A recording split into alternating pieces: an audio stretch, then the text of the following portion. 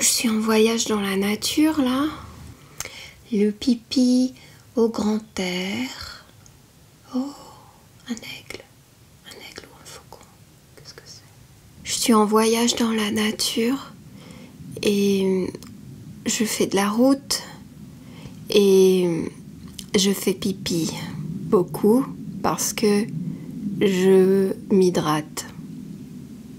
Comme je suis pas vraiment du genre à sortir dans les boîtes et boire des trucs et avoir envie de pipi la nuit et m'accroupir entre deux voitures pour me soulager, les seules occasions que j'ai de faire pipi en plein air, c'est dans la nature quand je voyage comme maintenant et que je n'ai pas l'occasion de trouver des toilettes modernes. Je voulais partager ça avec toi, ces moments tantôt de plaisir serein, extatique devant de beaux paysages, tantôt entre deux portières de voiture, dans l'angoisse d'être surprise par un camionneur lubrique.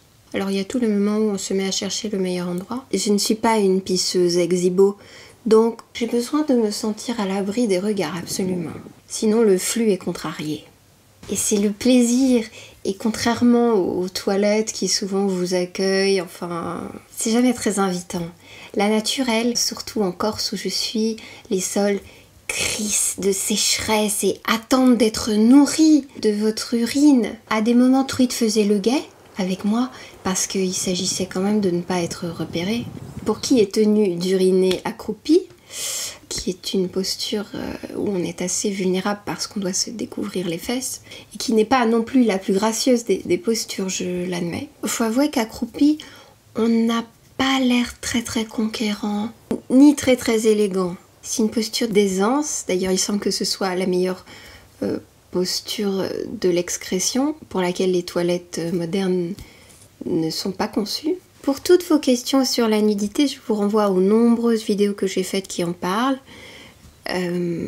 C'est un état de nature qui mérite d'être envisagé au-delà du spectre de la sexualité. C'est pas parce qu'on est sur internet que la culture porno doit prendre le dessus sur l'histoire de l'art, par exemple. Je vous laisse méditer sur cette réflexion. Parfois, l'urgence nécessite que l'on s'arrête sur le bas-côté d'une pauvre route où il n'y a pas de forêt accessible et je dois me fabriquer un paravent de fortune entre les deux portières. La proximité de mes organes femelles du sol lorsqu'il s'agit d'uriner fait que plusieurs facteurs entrent en ligne de compte quant à la qualité de l'expérience vécue. Quand la terre absorbe très bien, c'est très satisfaisant. Quand il y a peu d'aspérité au sol qui augmenterait un facteur éclaboussant, c'est encore mieux. Quand le terrain offre par lui-même une cavité naturelle au-dessus de laquelle je peux me percher, comme au-dessus de toilettes à la turque, alors c'est fabuleux. Il y a aussi l'inclinaison du terrain qui est à prendre en compte. L'instinct naturel pousse à regarder son propre jet. Attitude nombriliste s'il en est, mais c'est aussi pour vérifier que tout se passe bien, qu'on n'est pas en train de se pisser malencontreusement sur le pied ou la chaussure ou le vêtement. Il faut dire que pour nous qui n'avons pas l'occasion d'observer notre jet sur des toilettes conventionnelles, cette situation nous replonge en enfance où on est un peu ébloui par le miracle de la miction. On se sent utile et on est au cœur de l'expérience du rien ne se perd, rien ne se crée, tout se transforme. On est au cœur de la chimie des fluides terrestres.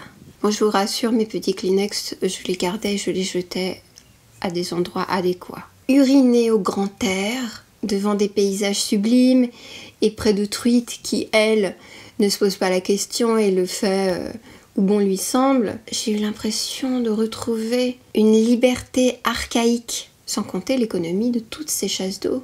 Encore un détail sur l'anatomie féminine, la position accroupie permet que les lèvres n'entravent pas la direction du jet, ce qui peut m'arriver fréquemment sur des cuvettes conventionnelles. Alors la rivière, je n'en parle même pas. Pisser dans la rivière, alors là... Oh, dans le sens du courant, et pisser dans la mer. On est conscient de la poussière qu'on est dans l'univers. On pense à la dilution de ce fluide qui sort de soi parmi toute l'eau contenue sur la planète. Pisser à l'écart des villes vous ramène à votre état d'animal. C'est une mise en danger, c'est une prise de risque, c'est une aventure, c'est être nomade. Il faut dire qu'à Paris, je suis assez choquée de voir les hommes la nuit, le soir, pisser leurs litres de bière dans les coins d'immeubles. Je trouve ça dégoûtant. Parce que pour moi, c'est de l'incivilité et de la négligence. Mais lorsque je pisse dans la nature, c'est un aveu de mon humilité, de mon humanité. Je suis renvoyée à ma solitude, à ma finitude. Je l'ai fait dans un cimetière aussi, on voit la croix là. Pisser parmi les morts. C'est presque une prière, c'est une ode. Dans la nature, je n'ai pas l'impression d'imposer à quiconque ce déchet puisqu'il est parmi ceux des autres bêtes. Je suis une grosse pisseuse comme tu vois. Bon, j'espère que ça n'aura choqué personne et qu'il n'y aura pas trop de pouces rouges même si je ne me fais pas d'illusions. Tous les pipis apparaissant dans cette vidéo sont véridiques.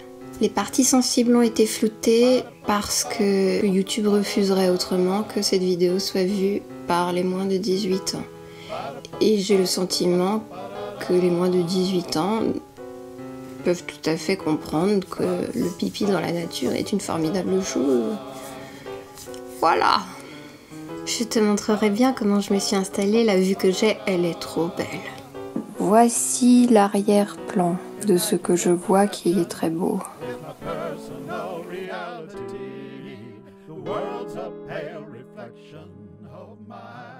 Superficiality.